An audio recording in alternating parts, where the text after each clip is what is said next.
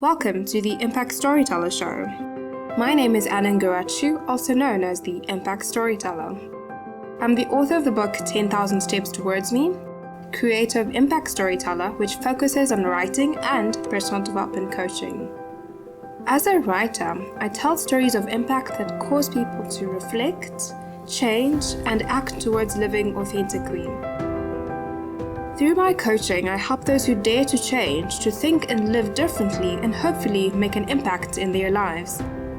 I also currently consult as a development economist.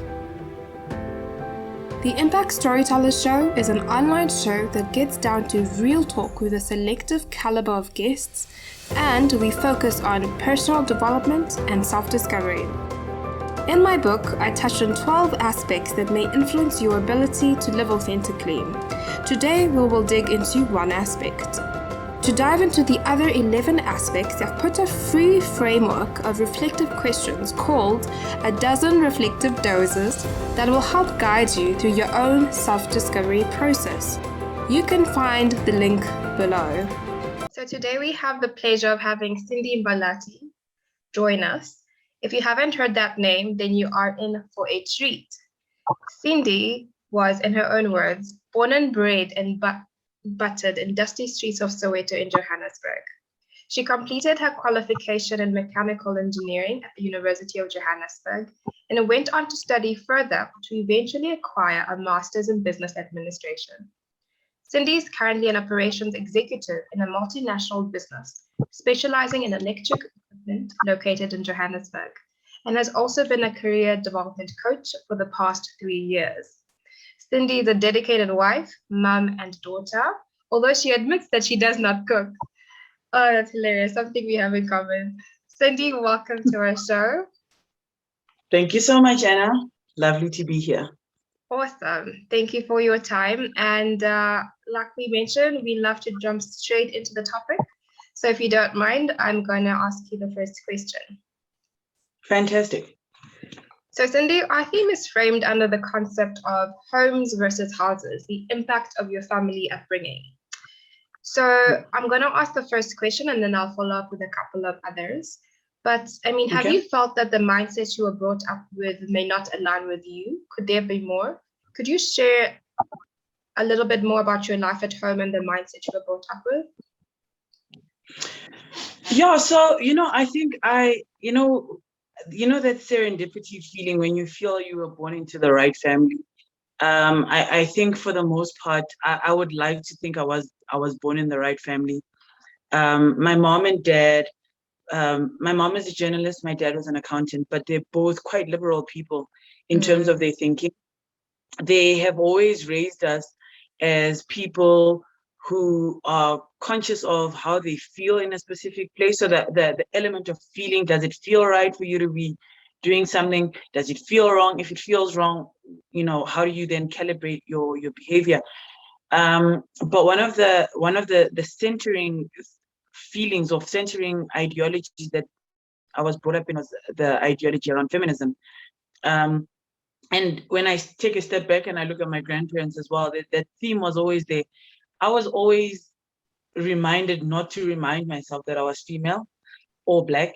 So there was never really an excuse to not accomplish something as a result of, my gender or my race. And as a result, I think it's raised me to be a go-getter. I always try and see opportunity even in the hardest times. So for the most part, I think I was very lucky because I was raised in a family that allowed me to figure out whoever I wanted to be. I mean, I'm the first engineer in my family. I think I'm still the only one who can think about it. And I'm female. So there was never a limitation on who I could be. There was never a limitation on how I could think. I was able to challenge stereotypes. I was able to challenge traditions and customs in our family. So for the most part, I think I hit the jackpot in that regard. That's incredible. That's actually a very progressive mindset to be brought up with. I'm interested to hear a little bit more about these challenges in terms of how you're able to challenge traditions and cultures specifically. Because for a lot of us, feminism has been something we came across probably in the latter years of our lives. But I mean, how did that, how did it affect your life? How did it allow you to, obviously you've mentioned that you were the first engineer in your family, etc. But how did it really start affecting your life positively? And I'm assuming these were all positive traits. And what are some of the customs and traditions you challenged along the way? Okay, so let me give you a little bit of background when I speak about my parents being my grandparents being feminist as well. So both my paternal and maternal grandparents live in Johannesburg, live in Soweto, and they lived in Soweto. My grandmother, when the 1954 march to Pretoria happened, she walked that, I think it's actually 1956, I'm not sure, 54, 56. But my grandmother did the walk from Soweto to Pretoria.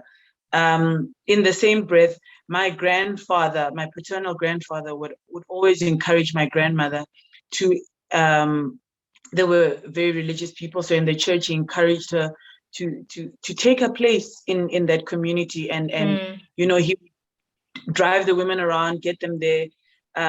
And for the most part, I think he was pivotal in how I thought and in how I approached my gender and my ability, so to speak.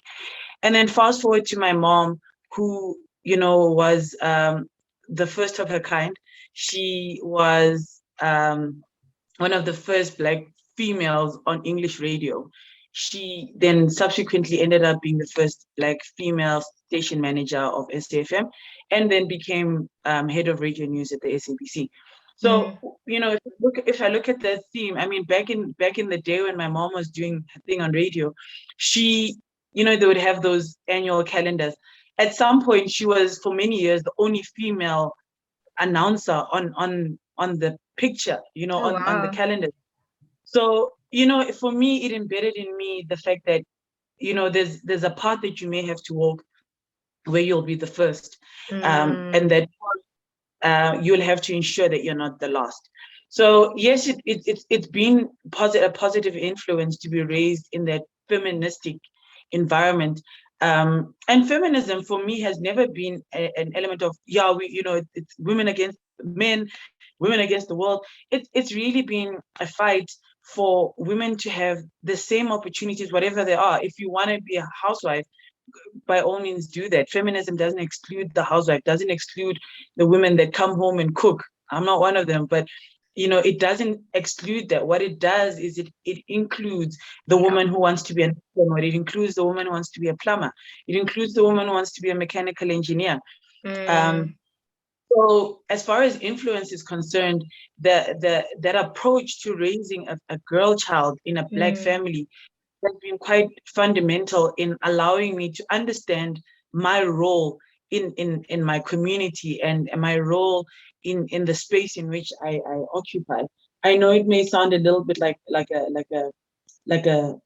cliche, but where you come from is fundamental for who you become. Sometimes you go out of your way to run away from that element, and sometimes if it's a nurturing environment, it allows you to find your higher meaning, the parts of you that are hidden. If the environment is conducive for that, it allows you to extend it. One of your other questions was, how have I challenged customs and traditions? Well, first and foremost, I'm a very active mom, but I'm a mom who doesn't like to cook. And a lot of even my mom, sometimes she says, but I raised you to cook. Yes, I can cook, and I think I do it really well. And I joke about it, but I think it's a part of me challenging that heteronormative agenda that served on women. I mean, I go to work, I come back, half the time I'm tired, and I work in a very challenging role, in a very male-dominated role. By the time I come back, my emotional and cognitive energy is drained, and I just cannot bring myself to put love into something that I don't necessarily feel. I mean, I'm like, let's have a sandwich. If no one wants to cook, let's do a sandwich. So, lucky enough, I have married a husband who has a feministic approach to things. When I say he's a feminist, I mean, he believes that if he's good at something, he must do it. If I'm good at it, I do it. I love to wash clothes, I'll do the washing. Yes. I don't like to, I want to do the cooking. I love to do DIY, hand stuff. I'll do that. He'll do a little bit of that as well. So it's just, finding the rhythm in our relationship, and to remove some of that expectation from a heteronormative perspective. But also, I didn't change my surname. I've never understood the idea of changing the surname. Yeah. I have asked the question so many times. I remember asking the question the first time I was 12 years old. I asked my mom, "Why did you change your surname?" And she said, "No, because we live in a, my mother's a journalist, so she'll use all the time. We live in a paternalistic society." Yeah. That wasn't a good enough response for me to then take something that I believe I belong to, which is my tribe, and then superimpose it with a tribe that, yes, I want to be part of, but what happens to that identity? I should, Right. the removal of my surname is almost a removal, or a masking of that part of me that I am so proud of. So I didn't change my surname. My kids have their father's surname, which is fantastic. They love it.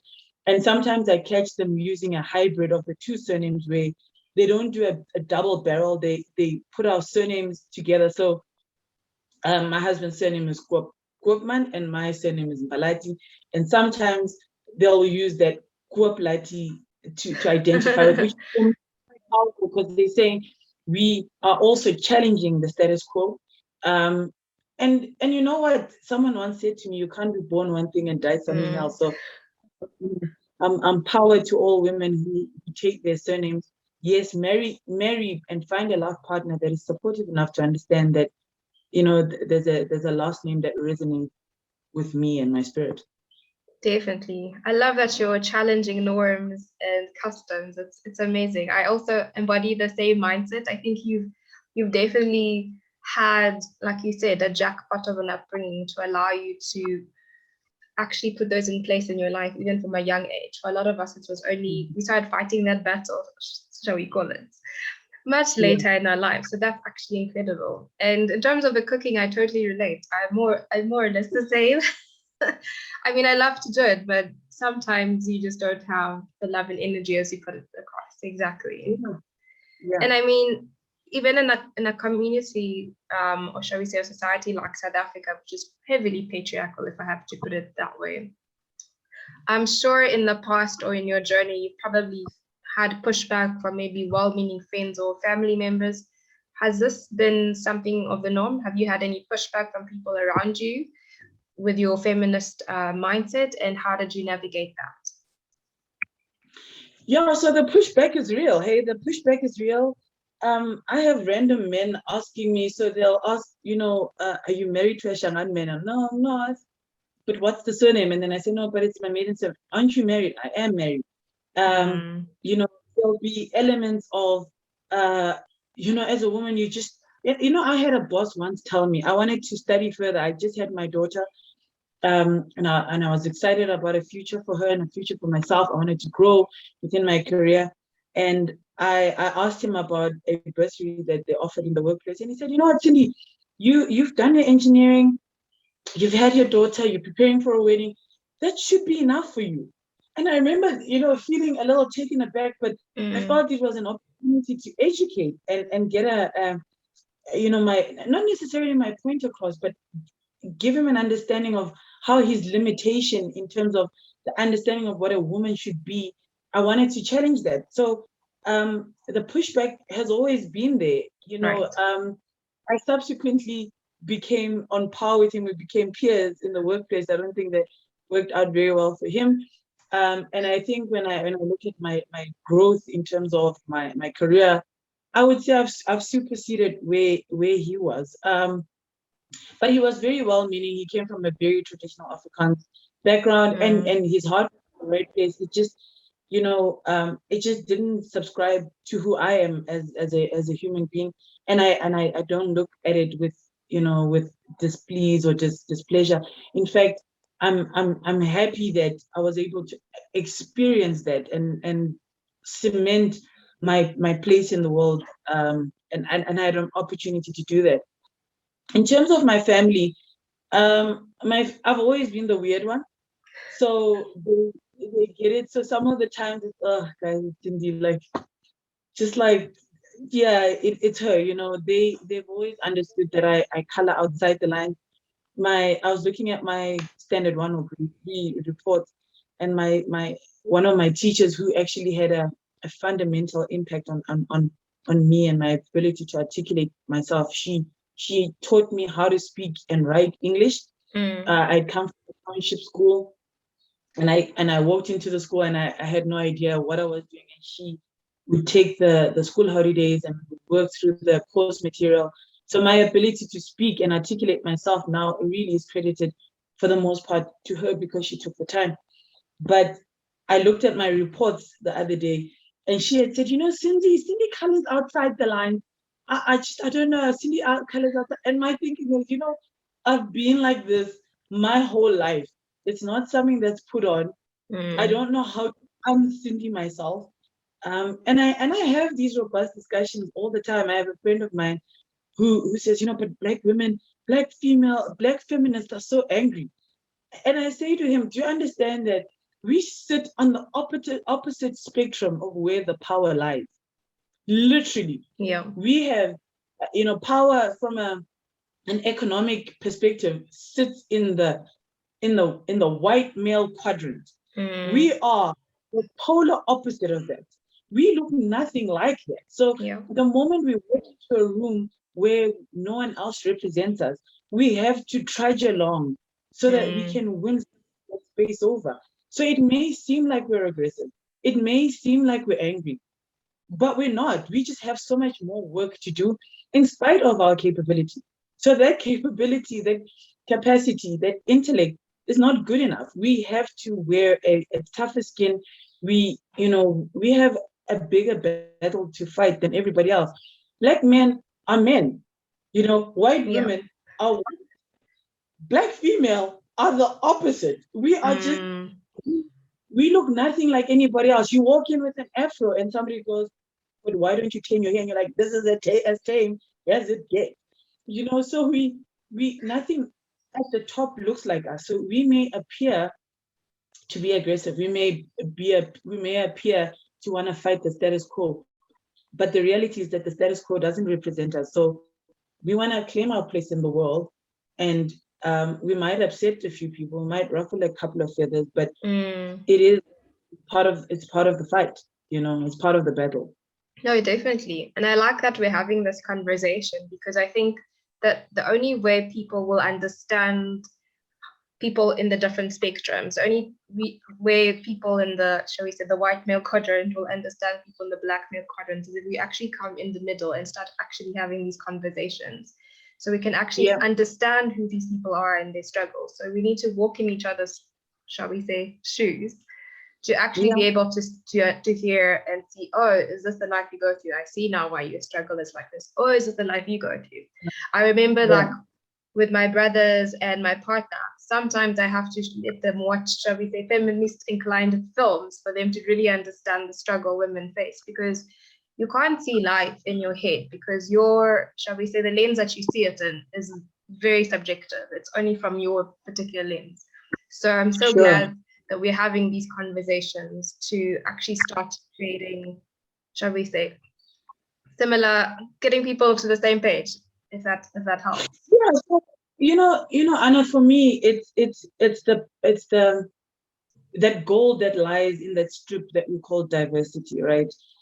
Because diversity, having a diverse having a diverse share in the power, or diverse share in influence, allows everybody else to be taken into consideration, to be thought of. So when a decision is made, I'll simplify it a little bit, right? So if you look at a school governing body, but a school governing body where the students are diverse, but the school governing body is not diverse, what you end up then finding, and I use the example of Pretoria Girls High School, where there was a big issue around this child's hair. If the school governing body is run by people with long, straight hair, they will not get the fact that when a girl comes with a puff and it's a beautiful rounded puff. That's not untamed. There's still beauty in that, and there's a sense of feeling of belonging, and a sense of this is how I was born, and this is how I'd like to represent myself. True. But if the representation where decisions are made is not diverse, there will always be a feeling of discrimination. Yes. Even if it's not intended, even if people's hearts are in the right places, if you don't get the perspective, which is what diversity gives you, it's perspective. And that's, I guess, what we were speaking about when you said wearing the shoes, walking in other people's shoes. That is about perspective. If that perspective is not diverse, the decisions will always be in the same line. People will always make decisions based on how they perceive things. 100%. So that representation is critical. And if you're an outlier in your environment, you've got to fight for that. You've got to fight for that representation, because not only will it benefit yourself, but it will benefit everybody else who looks like you, or everybody else who falls into that same quadrant, whether it's women of color, whether it is women in general, whether it is people with disability. If you don't have that representation, you'll always have a skewed perspective. Exactly. And if I can just take that thought further, not to play devil's advocate, but it's also, I think it's even beyond diversity. So the school board example, and this also happened to my little sister, where she had puffy, beautiful hair, and they told her it's too long. But I mean, if you have black long hair, what can you do? But even in a school board, yes, you can have women of color represented. And sometimes the issue is that they don't actually speak up and say, hey, this policy you're passing is not actually right, because this is how black girls' hair looks like. And I feel that the reason is really, it may not just be diversity in terms of representation, but also diversity of thought. Because I think for a long time, even the black culture has subconsciously accepted the norms that have been put in place, that it may not be right. So we should be wary of that, and actually, think to ourselves, is this a right policy, regardless of whether you're women of color, women of different origin. It's all about diversity of thought. I also think so, because even a white woman can say, actually, this policy is not right, but it's but it starts with the diversity, as you say.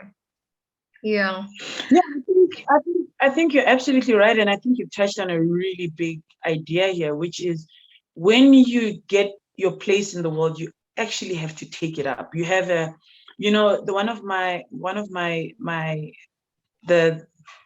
the quotes I subscribe to say, I've lost it now. Oh my goodness. With great privilege comes great responsibility. Because if you trudge along and you get to a place of influence and power, whether it be a board in a multinational company, whether it's an SGP, whether it's in the SRC, whether it's in your group of friends, when you get to that place where you are allowed to influence, it is your responsibility to take up that space and be influential and put your ideas forward, as long as, and especially if your ideas allow for other people to be included, even if the inclusion is just in the spirit of having a discussion. It does not necessarily mean it's going to tip the scales in terms of economic influence or economic performance or whatever. It may just mean that you change the minds of people one conversation at a time. So it's very important that when you get that opportunity, you take it seriously and you speak up. The speaking up is very critical. 100%. And in terms of this mindset that we're talking about, how do you ensure you keep up with this new mindset? And how do you ensure you pass it along to, shall we say, future generations, especially your children? So we have a lot of robust discussions, especially for girl children. It's very easy for them to follow by example. So I see my daughter. She takes up her space. She challenges even me. Sometimes I cringe. I think, oh my gosh, why did I raise such a strong child? But I think it's very important that I've raised such a strong child, because I'm not always going to be there to speak up for her. There are times when she said, I'm not happy with a specific teacher, and I've said to her, do you want me to go? I'll go. I'll do this thing. I'll be that mom. If push comes to shove, I'll just rumble the floor or the ground. And she says, no, it's fine. Don't worry about it. I'll have the discussion myself. I mean, she's 11 years old, so that's quite big for me that an 11-year-old understands that she's got that power. Whether other people take it seriously or not is a different conversation. But for the mere fact that she understands that she has a role to defend herself and she's allowed to do that, kudos to her. Right. The challenge for me has always been with raising a son who is a feminist. Because the world that he goes into might not get it. So it's watching the films and the programs and having those discussions with him at a conscious level. I think you and I have had some discussions, and I've always said the intent. Intent is everything. Like, the intention behind things is everything. If I'm trying to raise a child who understands that his wife might not want to cook, he needs to understand where that comes from. If she doesn't want to clean, he's got to do his bit. And I think it's just having that discussion with him, having that discussions with my nephews, because I've got a lot of nephews, and just giving them an understanding of, you're going to meet some tough girls. And when you meet those tough girls, your job is not to break them. Your job is to hold them on your shoulders and allow for their voice to be louder, because we live in a world that is not accepting of women's voices. We just don't. It's like, the moment you have a voice, oh no, she talks too much. The moment you stand up for yourself, oh, she's so bossy. Oh, she likes coffee. Oh no, she's an angry black girl. And to just change their mindset a little bit at a time and every day with intent. So I think that's the crux of it, and is that I'm trying to raise my children consciously to understand that everybody has a place in the world, whether it's white males, white females, Indian females, and my kids are lucky because they mixed race, so to speak. They've got different blood in them. I grew up in Johannesburg. Their dad grew up in KZN, so their perspectives are quite broad. Their dad has my mother-in-law came from an Indian background, so she was Indian. So they have that perspective. They've got the Zulu aspect in their dad, and they've also got the Tsonga side on my side. So their perspective is quite broad, and it's just encourage that broad thinking and exposing them to as many different people as they can, so that their perspective is broad. I wouldn't want them to go in with a black female hat.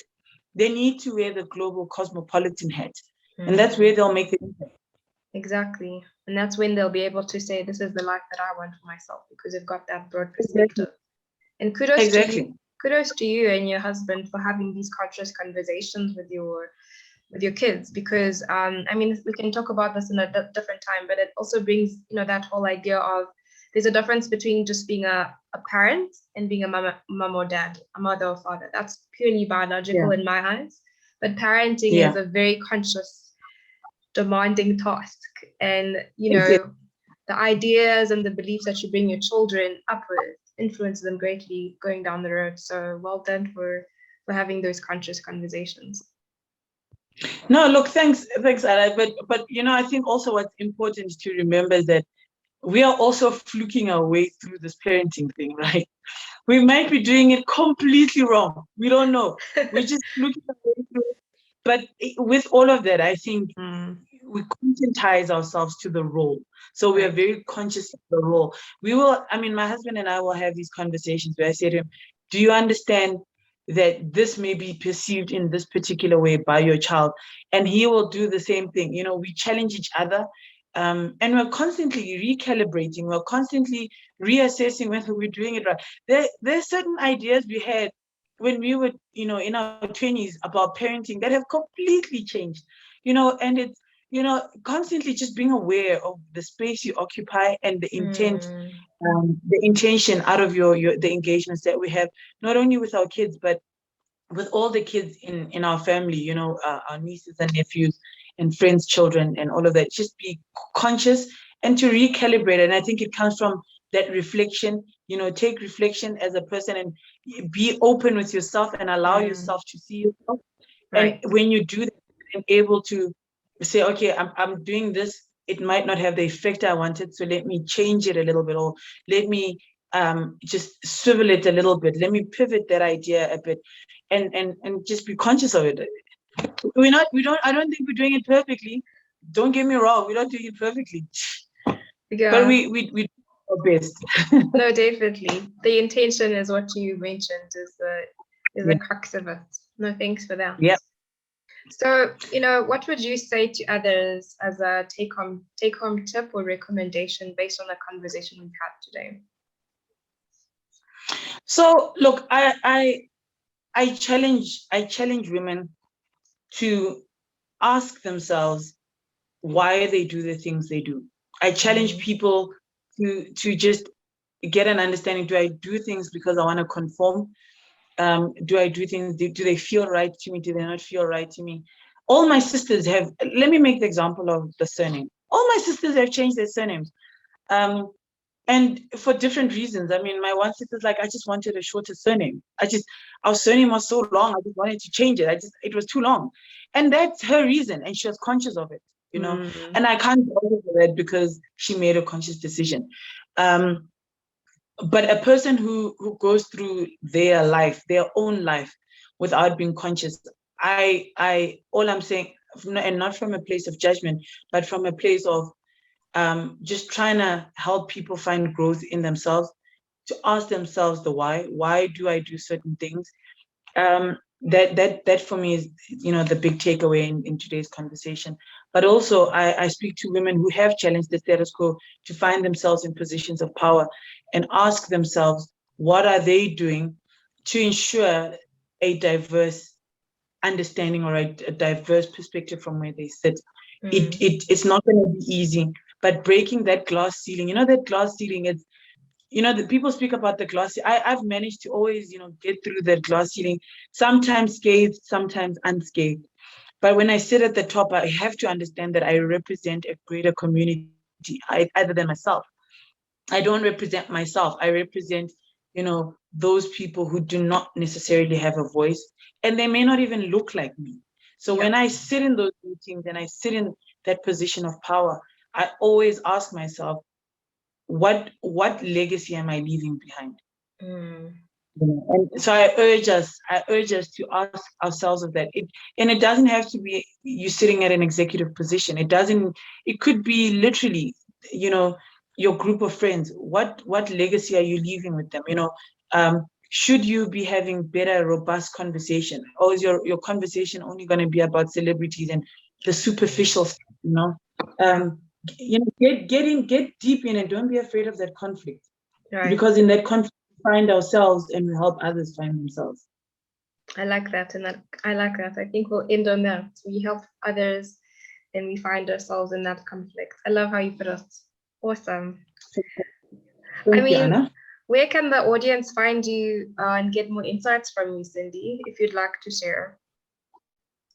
Okay, so I'm on LinkedIn, and my URL, is it a handle? Geez, I don't know, but you can, you know, they can look for me as Sindi Mbhalati, so it's SINDZISA Mbhalati on LinkedIn, and on Instagram I'm proudly Tsonga, something along those lines.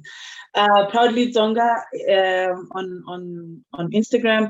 I'm not, you know what? I'm not big on social media. This is why I never know what my are. But you can find me. I'm one of very few Sindisas in the world. So if you can get my name right, SINDZISA, you'll find me on most social media platforms. Awesome. Thanks so much for that, Sindi. And thank you very much for your time today and for sharing the story and lessons with us. I really appreciate it. I think it's important to have these discussions, especially around feminism and equality. I think we need to start talking about them even more now. And And I love the vulnerability that you're able to share with on the show, because that's what we want. We want people to share honestly and vulnerably, because that's where the lesson starts to actually take place. So thank you very much for that and for your time today. Thank you for the opportunity, Anna. I'm really grateful, and I'm proud of what you're doing here. I think it's fantastic. Thank you. I really appreciate it. So we like to end off with a quick game called This or That Game. So Sindi, I'm going to ask you a quick question. What would you say is your version of disengaging from the everyday? You seem to be a very busy person.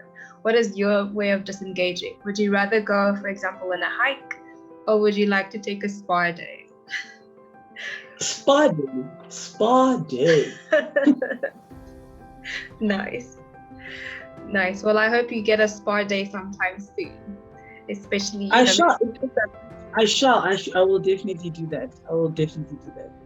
Awesome. Thank you so much for your time, Sindi. And that's it for today. And we'll catch you all next time. Okay.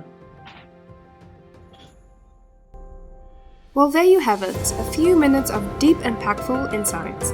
Thank you very much to our guests. You can find our guest links in the description below, so check those out and stay in touch with them. For key takeaways on how to reflect and apply what we've talked about here, I've put a free framework of reflective questions based on my book 10,000 Steps Towards Me that will help guide you through your self-discovery process. Click on the link in the description to jump into my framework tool, a dozen reflective doses. Remember, there's nothing more purposeful than finding you and taking the leap to live authentically. Feel free to share your stories with me. I can't wait to hear about how you made that leap for yourself. Until next time!